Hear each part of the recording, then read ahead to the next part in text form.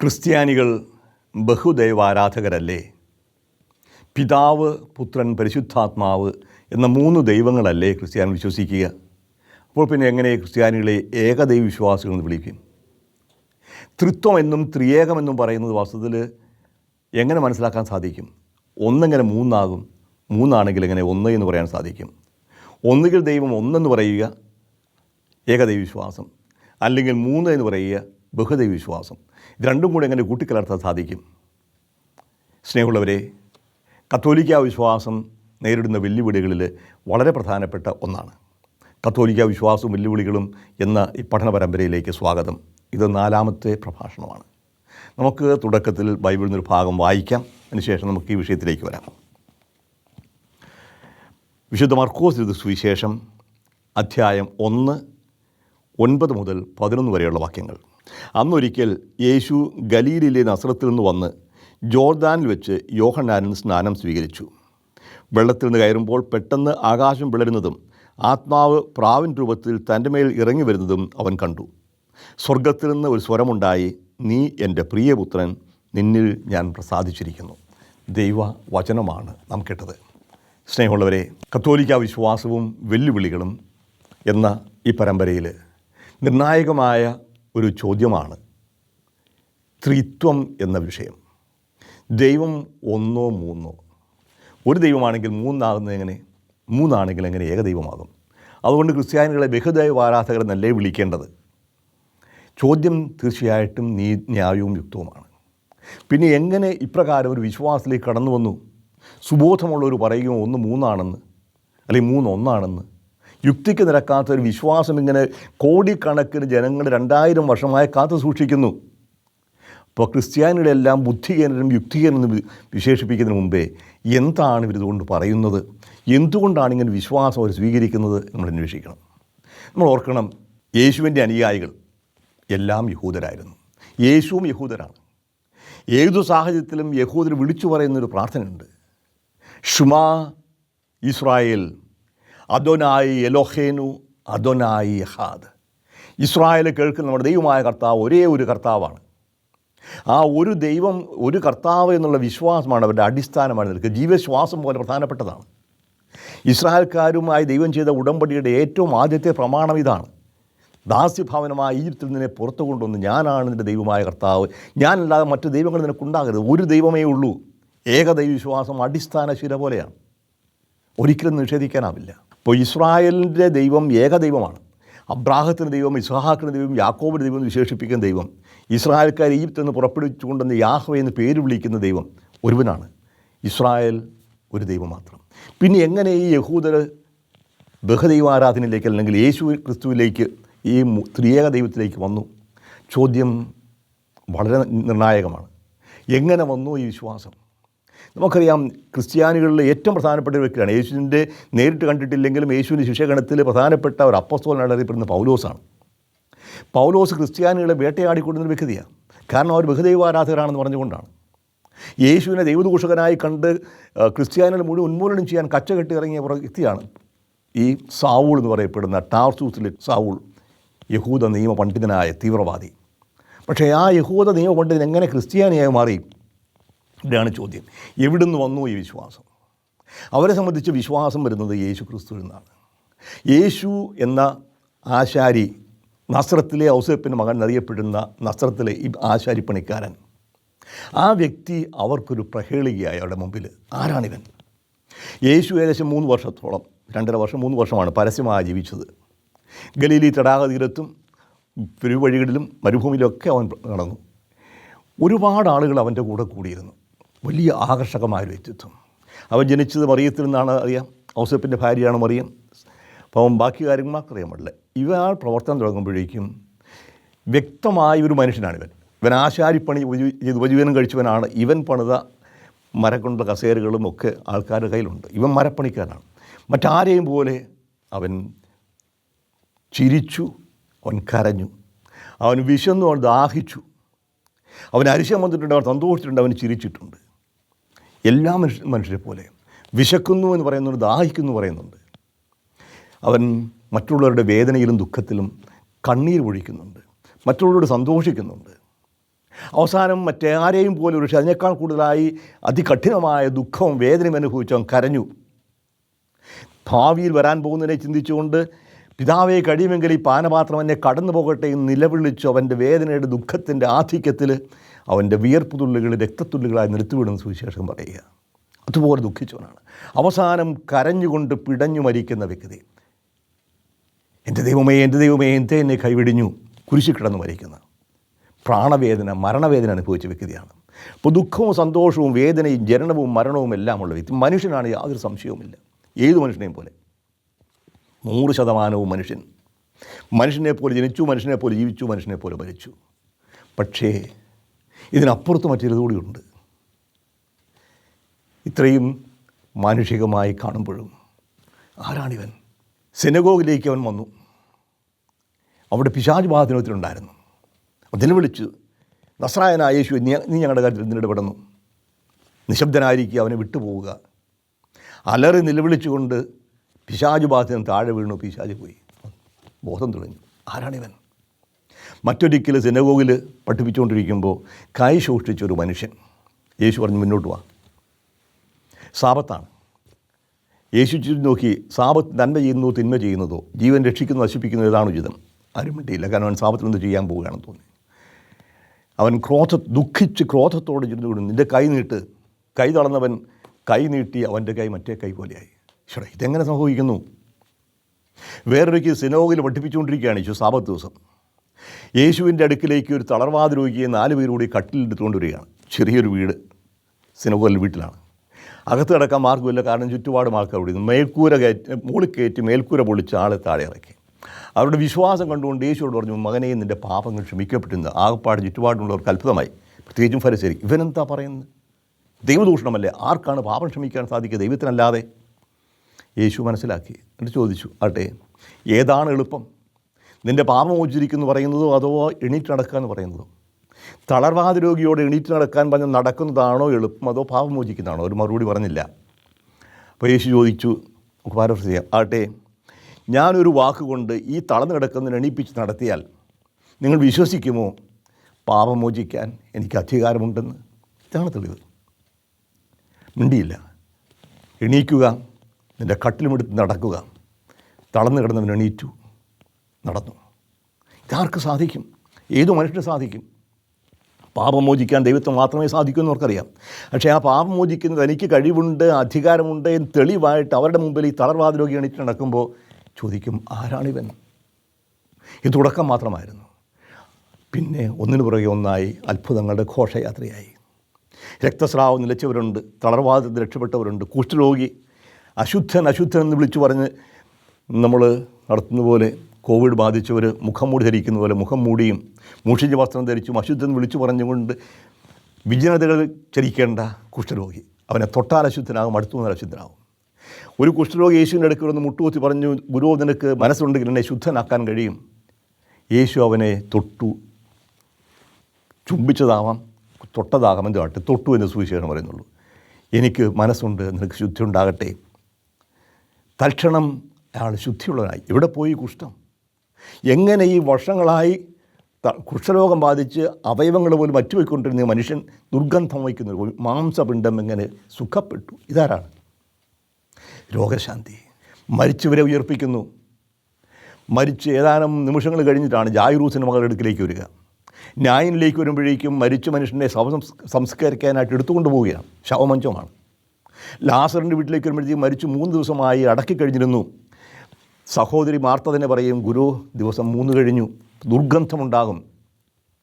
ശവകുടീരത്തിൽ പുഴുവരിച്ച് ദുർഗന്ധം വമിക്കുന്നു എന്ന് പറയുന്ന ശവശരീരത്തെ എങ്ങനെ ഉയർപ്പിച്ചു? ലാസറെ പുറത്തു വരിക. ഇപ്പോൾ ആരാണിവൻ? എങ്ങനെ ഈ മനുഷ്യനെ മനസ്സിലാക്കാൻ സാധിക്കും? ഇവൻ മനുഷ്യനാണോ? അവൻ പാപം മോചിക്കുന്നു, രോഗം സുഖപ്പെടുത്തുന്നു, മരിച്ചവരെ ഉയർപ്പിക്കുന്നു. പോരാ, കടലിന് മീതെ ശിശുമാർ യേശു, ശിശുമാർ മീൻപിടുത്തക്കാരായിരുന്നു. കടലിൽ യാത്ര ചെയ്യും, വലിയ കൊടുങ്കാറ്റുണ്ടായി. യേശു തളർന്ന് കിടന്നുറങ്ങുകയാണ്. പേടിച്ചരണ്ട അവർ വിളിച്ചെണീപ്പിച്ചു. യേശു പറഞ്ഞു, അടങ്ങുക, ശാന്തമാവുക. കൊടുങ്കാറ്റും കടലും അവൻ്റെ വാക്ക് കേട്ട് അടങ്ങുന്നു. ആരാണിവൻ? ഒരിക്കൽ യേശുവിനെ കാണാനായിട്ട് ഒരുപാട് ആളുകളൊന്നും മരുഭൂമിയായിരുന്നു. യേശു പ്രസംഗിച്ചു, സമയം പോയതറിഞ്ഞില്ല. വൈകുന്നേരം ആയപ്പോഴും ശിഷ്യന്മാർ പറഞ്ഞു, അയ്യോ ഗുരു, എല്ലാത്തിനും വിശക്കൊന്നും ഇവിടെ നിന്ന് കിട്ടാനുമില്ല, 10 കിലോമീറ്റർ പോയാലേ വല്ല ഭക്ഷണമുള്ളൂ, എല്ലാം പറഞ്ഞു വിടുക. വേണ്ട, നിങ്ങൾ തന്നെ അവർക്ക് ആഹാരം കൊടുക്കുക. ഞങ്ങളിവിടെ പോയി ആഹാരം വാങ്ങാൻ ആയിരക്കണക്കിന് ആൾക്കാരുണ്ട്. ആട്ടെ, നിങ്ങൾക്ക് എന്തുകൊണ്ട് കൊണ്ടുപോവാം. നോക്കിയപ്പോൾ 5 അപ്പവും 2 മീനും. ഈ 5 അപ്പത്തിൻ്റെ പിച്ചക്കണക്ക് പറഞ്ഞ് ശിഷ്യന്മാരോട് പറഞ്ഞു, ആട്ടെ അവരോട് ഇരിക്കാൻ പറ. 100ൻ്റെയും 50ൻ്റെയും ഗണങ്ങളായി വലിയൊരു സമൂഹം മരുഭൂമിയിൽ ഇരുന്നു. 5 അപ്പം എടുത്തു, ആശീർവദിച്ചു, മുറിച്ചു, വിഭജിച്ചു, കൊടുക്കും തോറും ഏറിക്കൊണ്ടിരുന്നു. 5000 പുരുഷന്മാരും അതിനോടൊപ്പം സ്ത്രീകളും കുഞ്ഞുങ്ങളുമുള്ള വലിയ സമൂഹം ഭക്ഷിച്ചു കഴിഞ്ഞപ്പോൾ 12 കുട്ട നിറയെ അപ്പം മിച്ചം. ഇവിടുന്ന് വന്നു. കാനായിലെ കല്യാണ വിരുന്നിൻ്റെ നമുക്കറിയാം. വിവാഹ വിരുന്നിന് ക്ഷണിക്കപ്പെട്ട നാൾ. പക്ഷേ യേശുവിൻ്റെ കൂടെ വന്ന ശിഷ്യന്മാരുടെ പ്രതീക്ഷിച്ചിട്ടുണ്ടാവില്ല. വലിയ സുഖം വന്നു. പെട്ടെന്ന് വീഞ്ഞു തീർന്നു പോയി. അമ്മയാണ് അറിയുക. എന്ന് പറഞ്ഞു, മോനെ ആകപ്പാടെ അങ്കല പ്രശ്നമായി, നീ കൂട്ടുകാരും കൊണ്ടൊന്നും ആയിരിക്കും പ്രശ്നമായി, അതെങ്കിലും ആട്ടെ, അധികമൊന്നും പറയുന്നില്ല. അവർക്ക് വീഞ്ഞില്ല. യേശു പറഞ്ഞോട്ടെ, ഭരണികളിൽ വെള്ളം കോരി നിറയ്ക്ക്. യഹൂദരുടെ ശുശ്രൂഷാക്രമത്തിന് അല്ലെങ്കിൽ ക്ഷാളനത്തിന് വേണ്ടി കൈയും കാലും മുഖവും കഴുകാനായിട്ട് വെള്ളം സൂക്ഷിക്കുന്ന 6 കൽഭരണികളുണ്ടായിരുന്നു. ഏതാണ്ട് 80-നും 120 മധ്യേ 3-4 അളവ് കൊള്ളുന്ന ആ ഒരു വലിയ കൽഭരണികൾ നിറയെ വെള്ളം കോരി ഒഴിച്ചു. തിരിച്ചു കൊടുക്കാൻ പറഞ്ഞു. അവർ പകർന്നു കൊടുക്കുമ്പോൾ വീഞ്ഞായി മാറിയിരിക്കുന്നു. അപ്പോൾ എങ്ങനെ ഇത് മനസ്സിലാക്കാൻ സാധിക്കും? ആരാണിവൻ? രോഗികൾക്ക് സൗഖ്യം, മരിച്ചവർക്ക് ഉത്ഥാനം, പ്രപഞ്ചത്തിന് മേലധികാരം. അപ്പോൾ ഒരു കാര്യം വ്യക്തമാണ്, ഇവൻ സാധാരണ മനുഷ്യനല്ല. അതുകൊണ്ടാണ് ശിഷ്യന്മാരോട് ചോദിക്കുമ്പോൾ നീ ആരാണ്, അവർ തന്നെ ചോദിക്കും, ഇവൻ ആരാണ്, ഇതെല്ലാം ചെയ്യുന്നല്ലോ. അപ്പോൾ അവസാനം തീരുമാനമെടുക്കാൻ പ്രയാസമായി. പത്രോസ് ഒരു വിശ്വാസ പ്രഖ്യാപനം പറഞ്ഞു. മർക്കോസിൻ്റെ കാഴ്ചപ്പാടിൽ നീ ക്രിസ്തുവാണ്, ലൂക്കാ പറയും നീ ദൈവത്തിൻ്റെ ക്രിസ്തുവാണ്, മത്തായിയുടെ സുവിശേഷത്തിൽ ജീവനുള്ള ദൈവത്തിൻ്റെ പുത്രനായ ക്രിസ്തുവാണ്. എന്നാലും കൃത്യമായിട്ട് അവർക്ക് മനസ്സിലായിട്ടുണ്ടാവില്ല. ഇപ്പോൾ ഈ ക്രിസ്തുവാണ് ദൈവത്തിൻ്റെ പുത്രനാണെന്നവർ പറഞ്ഞെങ്കിലും അവസാനം കുരിശിൽ മരിക്കുമ്പോൾ എല്ലാം തകർന്നു വിചാരിച്ചു. മനുഷ്യരെ പോലെ അവനും മരിച്ചു, എല്ലാം തീർന്നു, അടക്കി. പക്ഷേ യഹൂദ നേതാക്കന്മാർക്ക് പക്ഷേ ശിഷ്യന്മാരെക്കാൾ കൂടി വിശ്വാസം ഉണ്ടായിരുന്നു. അതുകൊണ്ട് അവൻ പറഞ്ഞിരുന്നു, മരിച്ചാലും ഞാൻ 3-ാം ദിവസം ഉയർത്തെഴുന്നേൽക്കൊണ്ട് പിലാത്തോസിൻ്റെ അനുവാദത്തോടു കൂടി അവർ കല്ലറയ്ക്ക് കാവലേർപ്പെടുത്തി. പട്ടാളക്കാർ കാവൽ നിന്നു. പക്ഷേ മുദ്ര ചെയ്ത കല്ല് അല്ലെങ്കിൽ മുദ്ര വയ്ക്കപ്പെട്ട ശവകുടീരം തുറന്നു. കല്ലുരുട്ടി മാറ്റി ആരും കൂടാതെ അകത്ത് യേശു ഉണ്ടായിരുന്നില്ല. അവൻ അവിടുന്ന് അപ്രത്യക്ഷനായി. എവിടെ പോയി യേശു? ഈ പട്ടാളക്കാർ കാവൽ നിന്ന മുദ്ര വെച്ച് ഭദ്രമാക്കിയ ഈ കല്ലറയിൽ നിന്ന് അവനെങ്ങനെ പോയി? തുറന്നു കിടക്കുന്ന യേശുവിനെ കാണാനില്ല. പക്ഷേ യേശുവിനെ അവർ കണ്ടു ഉദ്ധിതനായിട്ട്. അവർക്ക് മനസ്സിലാവുന്നില്ല ആരാണ്. ആ കാഴ്ചപ്പാടിലാണ് അവസാനം തോമായുടെ വായിൽ നിന്നൊരു വാക്ക് വരുന്നത്, എൻ്റെ കർത്താവേ, എൻ്റെ ദൈവമേ. ഏകദൈവ വിശ്വാസികളായ യഹൂദർക്ക് യേശുവിനെ ദൈവമായിട്ട് അംഗീകരിക്കാതിരിക്കാൻ സാധിച്ചില്ല. അപ്പോൾ ചോദിക്കും, 2 ദൈവങ്ങളോ? ഈ യാഹ്വേ മാത്രമാണ് ദൈവം വിശ്വസിക്കുന്ന വ്യക്തികൾക്ക് യേശു ക്രിസ്തുവിനെ ദൈവമായിട്ട് അംഗീകരിക്കേണ്ടി വരുമ്പോൾ ചോദ്യം പ്രശ്നമാണ്. എങ്ങനെയാണ് നമ്മൾ മനസ്സിലാക്കേണ്ടത്? അപ്പോൾ യാഹ്വേ എന്ന് പറഞ്ഞാൽ ഏകദൈവമാണെങ്കിലും ആ ദൈവത്തിൻ്റെ പുത്രനോട് തുല്യനായ പുത്രൻ. പക്ഷേ അവിടെ തീർന്നില്ല. ഈ യേശുവിൻ്റെ ഒരു വാഗ്ദാനം ഉണ്ടായിരുന്നു, നിങ്ങൾ ജെറൂസലത്തിൽ താമസിക്കണം, ഞാൻ പിതാവിൻ്റെ അടുക്കിലേക്ക് മടങ്ങിപ്പോകും. പിതാവിൻ്റെ അടുക്കിലേക്ക് മടങ്ങിപ്പോകും, ഞാൻ നിങ്ങൾക്കൊരു സഹായകനെ അയക്കും. ഉന്നതങ്ങളിൽ നിന്ന് ശക്തി സ്വീകരിക്കുന്നവർ നിങ്ങൾ ജെറൂസലത്തിൽ തന്നെ താമസിക്കണം. അത് സംഭവിച്ചു പെന്തക്കോസ്താ ദിവസം. യേശുവിൻ്റെ സ്വർഗ്ഗാരോഹണത്തിന് ശേഷം ശിഷ്യന്മാർ യേശുവിൻ്റെ കൽപ്പന അനുസരിച്ച് പ്രാർത്ഥനാനിരതരായി കാത്തിരിക്കുകയാണ് സിഹിയോൻ മലയിൽ. പെന്തക്കോസ്താ ദിവസം ഞാൻ വായിക്കട്ടെ അപ്പോസ്തല പ്രവർത്തനം 2-ാം അധ്യായം 1 മുതലുള്ള വാക്യങ്ങൾ, 1 മുതൽ 4 വരെ. പെന്തക്കോസ്താ ദിനം ആഗതമായപ്പോൾ അവരെല്ലാവരും ഒരുമിച്ച് കൂടിയിരിക്കുകയായിരുന്നു. കൊടുങ്കാറ്റടിക്കുന്ന പോലുള്ള ഒരു ശബ്ദം പെട്ടെന്ന് ആകാശത്തു നിന്നുണ്ടായി. അത് അവർ സമ്മേളിച്ചിരുന്ന വീട് മുഴുവൻ നിറഞ്ഞു. അഗ്നിജ്വാലകൾ പോലുള്ള നാവുകൾ തങ്ങൾ ഓരോരുത്തരുടെയും മേൽ വന്നു നിൽക്കുന്നതായി അവർ കണ്ടു. അവരെല്ലാവരും പരിശുദ്ധാത്മാവിനാൽ നിറഞ്ഞു. ആത്മാവ് കൊടുത്ത ഭാഷണവരമനുസരിച്ച് അവർ വിവിധ ഭാഷകൾ സംസാരിക്കാൻ തുടങ്ങി. ഇതാണ് അടുത്ത സംഭവം. ഏകദൈവ വിശ്വാസികളായ യഹൂദർ ശിഷ്യന്മാർ യേശുവിനെ ദൈവത്തിൻ്റെ പുത്രനായി കണ്ടു, അത് വിശ്വസിച്ചു. പക്ഷേ ഇനിയും അടുത്ത ഒരു നിലവിലാണ് ഭയന്നിരിക്കുകയാണ്. യേശു ഉത്ഥാനം ചെയ്തു, തന്നെ അപ്രത്യക്ഷനായി. ഇനി എന്തു സംഭവിക്കും? ശക്തി ആർജിക്കാൻ വേണ്ടി കാത്തിരിക്കുന്നു. പക്ഷേ അവർക്ക് ഭയമുണ്ട്. യഹൂദരെ ഭയന്ന് കഥ കടച്ചിരിക്കുകയാണ്, പ്രാർത്ഥിക്കുന്നുണ്ട്. പക്ഷേ ആ പ്രാർത്ഥനയുടെ ഇടയിലാണ് വലിയൊരു സംഭവം. ആകാശത്ത് കൊടുങ്കാറ്റടിക്കുന്നുണ്ട്, ആരവമുണ്ടാകുന്നു, മുറിക്കുള്ളിൽ നിറയുന്നു, തീ നാവുകൾ പ്രത്യക്ഷപ്പെടുന്നു, ഓരോരുത്തരിലേക്കും ഇറങ്ങുന്നതായിട്ട് കാണുന്നു. അതവരുടെ വ്യക്തിപരമായ അനുഭവമാണ്. പുറമേ നിന്ന് ശബ്ദം മാത്രമേ കേൾക്കുന്നുള്ളൂ. പക്ഷേ ഈ സംഭവത്തോടുകൂടി ശിഷ്യന്മാരിൽ ആകപ്പാടെ മാറ്റമുണ്ടാവുകയായി. ഇതുവരെ ഭയന്നിരുന്നവർ ഇനി നിർഭയരാണ്. ഇനി ആർക്കാരെയും പേടിയില്ല. ഒരു വേലക്കാരിയുടെ വാക്ക് കേട്ട് ഞാനവനെ അറിയില്ല എന്ന് ആണയിട്ട് 3 തവണ നുണ പറഞ്ഞ പത്രോസ്. ഇപ്പോൾ പത്രോസിന് ഭയമില്ല. ജനപദം മുഴുവനും ഇവിടെ കാത്തിരിക്കുകയാണ്. ജനങ്ങളെല്ലാം കൂടെ ഓടിക്കൂടി ഒച്ചയും ബഹളം കെട്ടപ്പോഴേക്കും 2-ാം അധ്യായം 14-ാമത്തെ വാക്യമാണ് അപ്പോസ്തല പ്രവർത്തനം. പത്രോസ് മറ്റ് 11 പേരോടൊപ്പം എഴുന്നേറ്റ് നിന്ന് ഉച്ചസ്വരത്തിൽ പറഞ്ഞു, യഹൂദ ജനങ്ങളെ, ജെറൂസലമിൽ വസിക്കുന്നവരെ, ഇത് മനസ്സാക്കിക്കൊള്ളുവിൻ. എൻ്റെ വാക്കുകൾ ശ്രദ്ധിക്കുവിൻ. നിങ്ങൾ വിചാരിക്കുന്ന പോലെ ഇവർ ലഹരി പിടിച്ചവരല്ല. കാരണം ഇപ്പോൾ ദിവസത്തിൻ്റെ 3-ാം മണിക്കൂറിലേ ആയിട്ടുള്ളൂ എന്ന് പറഞ്ഞ് പിന്നെ അങ്ങോട്ട് പ്രസംഗമാണ്. എവിടെ കിട്ടി പൗലോസിന് ധൈര്യം? എവിടെ കിട്ടി ഈ വാക്കുകൾ? 4 വാക്ക് നേരെ പറയാൻ അറിയാൻ പാടില്ലാത്ത മുക്കുവനാണ് പത്രോസ്. ഭയന്നവനാണ്. ജീവൻ രക്ഷിക്കാൻ വേണ്ടി നുണ പറഞ്ഞവനാണ്. ഇവിടെ 10,000-കണക്കിന് ആൾക്കാർ ചുറ്റിക്കൂടി നിൽക്കുമ്പോൾ ഉച്ചത്തിൽ വിളിച്ചു പറയുകയാണ്. എന്താണ്? നിങ്ങൾ കുരിശിൽ തറച്ചു കൊന്ന യേശുവിനെ ദൈവം ഉയർപ്പിച്ചു. ഞങ്ങളതിന് സാക്ഷികളാണ്.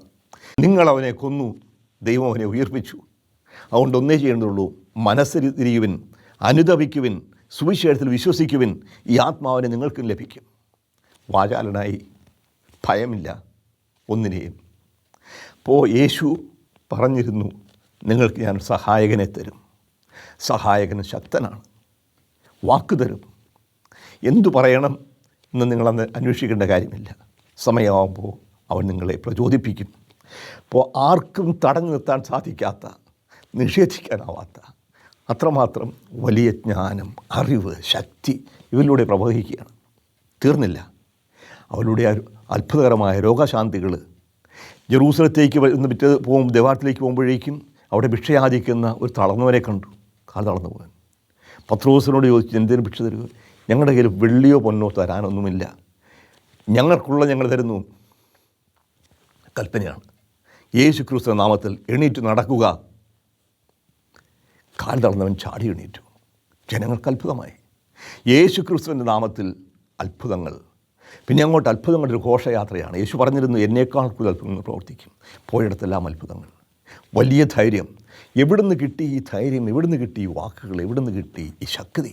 ആരാണ് പ്രവർത്തിക്കുക? യേശു ക്രിസ്തു അല്ല എന്ന് വ്യക്തമാണ്. പിതാവായ ദൈവവുമല്ല. പിന്നെ ആര്?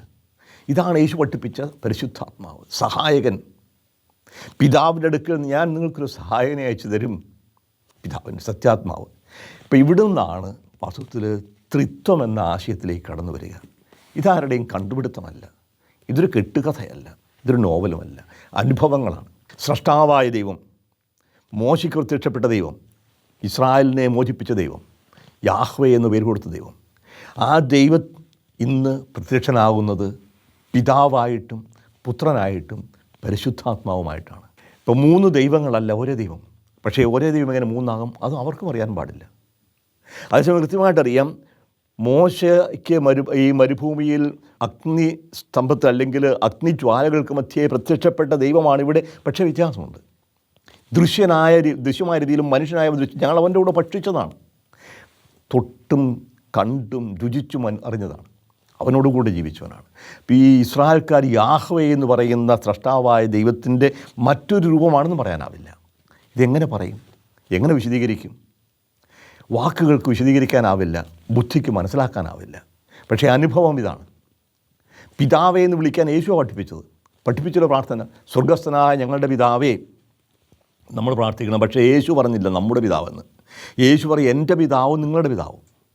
ഞങ്ങളുടെ പിതാവെന്ന് വിളിക്കുമ്പോഴും യേശു ദൈവവും പിതാവും തമ്മിലുള്ള ബന്ധത്തിന് വ്യത്യാസമുണ്ട്. ഇപ്പോൾ ദൈവവും യേശുവും തമ്മിലുള്ള ബന്ധം ശിഷ്യന്മാർക്ക് ദൈവവുമായിട്ടുള്ള ബന്ധത്തിൽ വ്യത്യാസമുണ്ട്, സാമ്യമുണ്ട്. അപ്പോൾ യേശു ദൈവത്തിൻ്റെ സ്വാഭാവിക പുത്രനാണ്, നമ്മൾ ദൈവത്തിൻ്റെ പുത്രന്മാരായി ദത്തെടുക്കപ്പെട്ടവരാണ്. ഇപ്പോൾ തൻ്റെ ഏകജാതന് നൽകാൻ മാത്രം ദൈവം ലോകത്തെ അത്രയേറെ സ്നേഹിച്ചു എന്ന് യോഹന്നാൻ പറയുന്നുണ്ട്. ഇപ്പോൾ നമ്മൾ സുവിശേഷങ്ങളിലൂടെ മുന്നോട്ട് പോകും, അല്ലെങ്കിൽ ലേഖനങ്ങളിലൂടെ കടന്നു പോകുമ്പോഴേക്കും ഈ ഒരു സത്യമാണ് അവർക്ക് പറയാനുള്ളത്. ഞങ്ങൾ കാണുകയും കേൾക്കുകയും ചെയ്ത കാര്യങ്ങൾ. ഇപ്പോൾ പത്രോസിൻ്റെ പ്രസംഗം കേട്ടു, പത്രോസിനെ പിടിച്ചു, ശിഷ്യന്മാരെയും അറസ്റ്റ് ചെയ്തു, സാന്നിധ്യത്തിന് മുമ്പിൽ ഹാജരാക്കി. ഇനി ഈ നാമത്തിൽ മിണ്ടിക്കൂടാ. അവർ പറയുന്നത് സത്യമാണെന്ന് തെളിയിക്കാൻ വേണ്ടിയിട്ട് ഇവിടെ തളർവാദരോഗി മുമ്പിൽ നിൽക്കുന്നു. അത് നിഷേധിക്കാനാവില്ല. ഇവൻ തളർവാദരോഗിയായിരുന്നു, ഇവരുടെ ഭിക്ഷയാചിരുന്നവരാണ്, എല്ലാവർക്കും കാണും. ഒരു വാക്ക് കൊണ്ട് എന്നെ സുഖപ്പെടുത്തുക യേശുവിൻ്റെ പേരിലാണെന്ന് പറയുമ്പോൾ ആ യേശു എന്ത് ചെയ്യാൻ പറ്റും? അതുകൊണ്ട് അവർ പറഞ്ഞു, നീ മിണ്ടി പോയത്. ഇനി യേശുവിൻ്റെ നാമത്തിൽ നിങ്ങൾ സംസാരിക്കാൻ പാടില്ല. അപ്പോൾ അവർ പറയും, നിങ്ങൾ തന്നെ തീരുമാനിക്കും, നിങ്ങളല്ലേ അധികാരികൾ. ദൈവത്തിൻ്റെ നാമത്തിൽ ഞങ്ങളെങ്ങനെ കള്ളം പറയും? ഞങ്ങൾ കാണുകയും കേൾക്കുകയും ചെയ്ത കാര്യങ്ങൾ പറയാതിരിക്കാൻ ഞങ്ങൾക്ക് സാധിക്കും. നിങ്ങൾക്ക് വേണേൽ എന്തും ചെയ്യാം. നിങ്ങൾക്ക് ഞങ്ങളെ പിടിക്കാം, തല്ലാം, കാരാഗൃഹത്തിലടയ്ക്കാം, കൊല്ലാം, ഒരു പ്രശ്നവുമില്ല. പക്ഷേ ഞങ്ങൾ കാണുകയും കേൾക്കുകയും ചെയ്ത കാര്യങ്ങൾ ഞങ്ങൾ പറഞ്ഞുകൊണ്ടേയിരിക്കും. അത് ആളുകൾ വിശ്വസിച്ചു. ആയിരങ്ങൾ ആ കൂടെ കൂടി. ഇന്നും ഇതെല്ലാം സംഭവിച്ചുകൊണ്ടിരിക്കുക. അപ്പോൾ നമ്മൾ ദൈവം, ത്രിയേക ദൈവം എന്നൊക്കെ പറയുമ്പോഴത്തേക്ക് താത്വികമായിട്ട് മനസ്സിലാക്കാൻ ശ്രമിക്കുമ്പോൾ വളരെയേറെ ബുദ്ധിമുട്ടുണ്ട്. പക്ഷേ ഓർക്കൂ, യേശു പഠിപ്പിച്ച ദൈവം നമ്മുടെ പിതാവാണ്. പിതാവ് സ്നേഹിക്കുന്നവനാണ്. പിതാവ് ജീവൻ നൽകുന്നവനാണ്. അപ്പാ, അപ്പം. എൻ്റെ കൂട്ടുകാരൻ അച്ഛനുണ്ടായിരുന്നു പറയാം, അപ്പ എന്ന് വിളിക്കുന്ന അപ്പം തരുന്നവനാണ് അപ്പൻ. അമ്മയെ എന്ന് വിളിക്കുന്ന അമ്മിഞ്ഞ കൊടുക്കുന്നവനാണ്. ദൈവം അപ്പനും അമ്മയുമാണ്. അമ്മയെപ്പോലെ സ്നേഹിക്കുന്നവൻ, താലോലിക്കുന്നവൻ. അതല്ലേ അവസാനം, ഇതിൻ്റെ ശരീരമാകുന്നു, വാങ്ങി ഭക്ഷിക്കുവിൻ, ദൈവത്തിൻ്റെ മാതൃഭാവം ഇതിനേക്കാൾ കൂടുതൽ പ്രകടമാകും. ഇപ്പോൾ യേശുവിലൂടെ പ്രകടമായ ദൈവത്തിൻ്റെ പിതൃത്വവും മാതൃത്വമാണ്. പക്ഷേ യേശു അല്ല ഇത്. യേശുവിനപ്പുറത്തൊരു പിതാവുണ്ട്.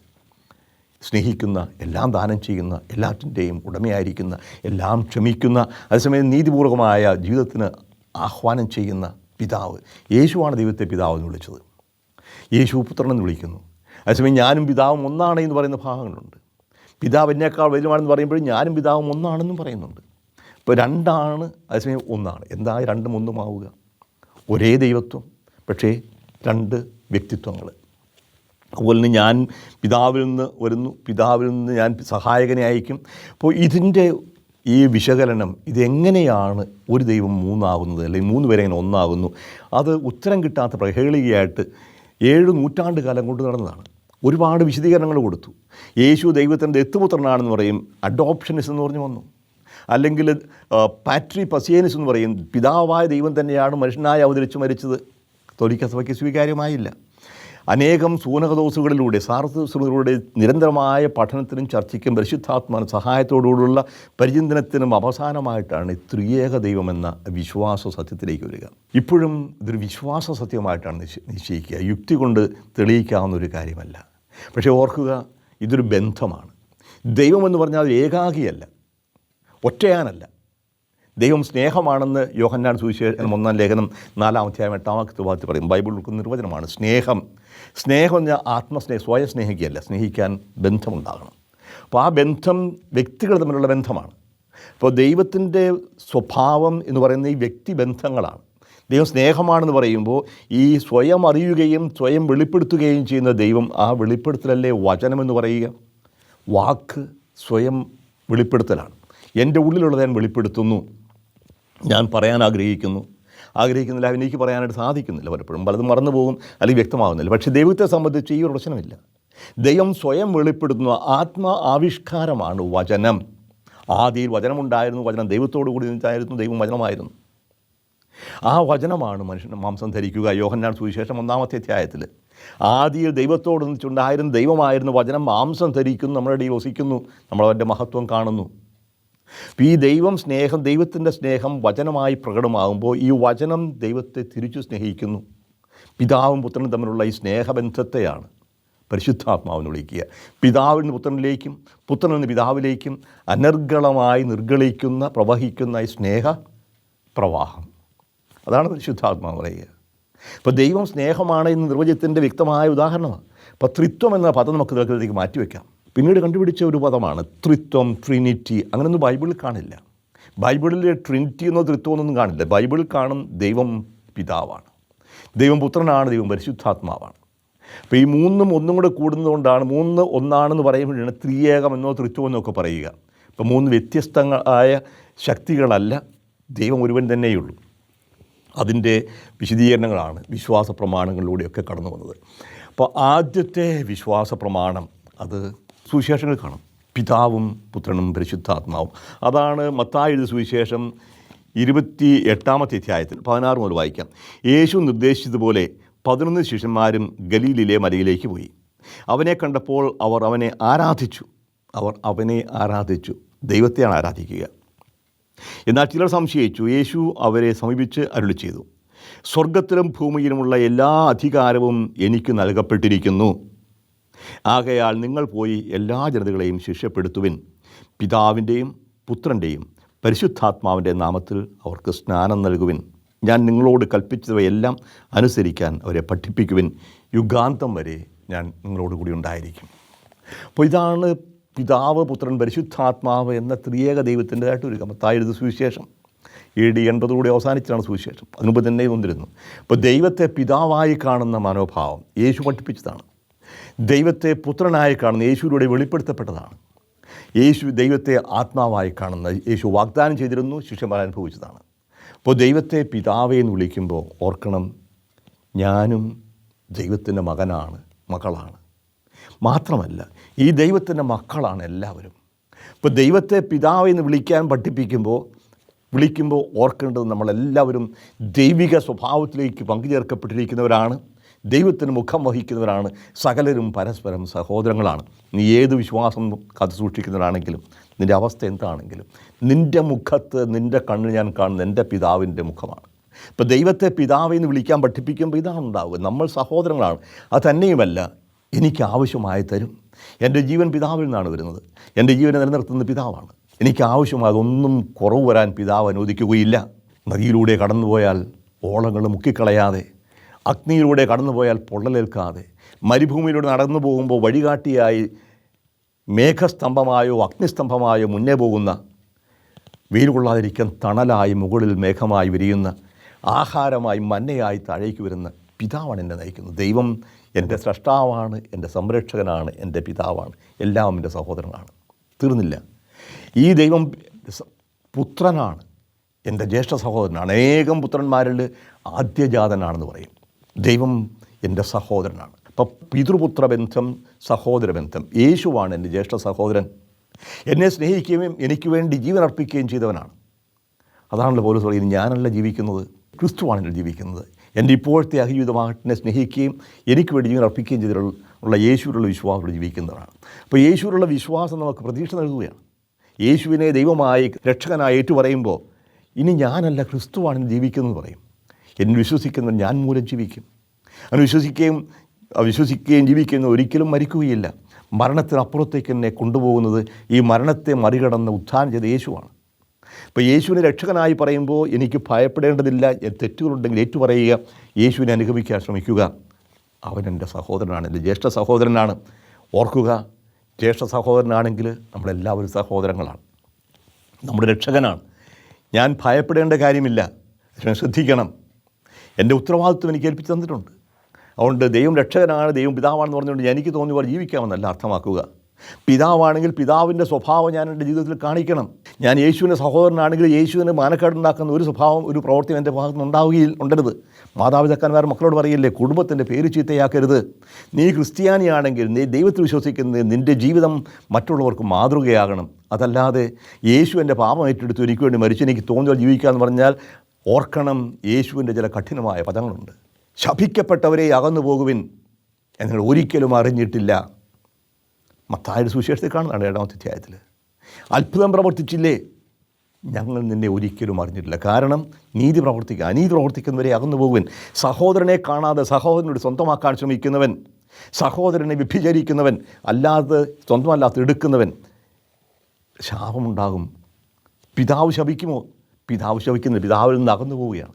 അതിലെ യേശു പറയുക, കെടാത്ത അഗ്നി, ചാകാത്ത പുഴു, നിത്യമായ നാശം നമ്മുടെ മുമ്പിലുണ്ടേ എന്ന് ഓർക്കുക. ഇപ്പോൾ ദൈവം സ്നേഹിക്കുന്ന പിതാവാണെന്ന് പറഞ്ഞതുകൊണ്ട് തോന്നിയ പോലെ ജീവിക്കാമെന്ന് അർത്ഥമാകുന്നില്ല. പിതാവാണെങ്കിൽ പിതാവിൻ്റെ സ്വഭാവം ഉണ്ടാകണം. യേശുവിനെ സഹോദരനായി സ്നേഹിക്കുന്നുണ്ടെങ്കിൽ എൻ്റെ ജ്യേഷ്ഠ സഹോദരനെ പോലെ ഞാൻ ജീവിക്കാൻ തയ്യാറാകണം. മൂന്നാമത് പരിശുദ്ധാത്മാവിനെ കുറിച്ച് അറിയാം. സഹായകനുണ്ടാകും. നിങ്ങളുടെ കാര്യം തന്നെയല്ല, നിങ്ങൾ ഒരിക്കലും തനിയെ വിടുകയില്ല.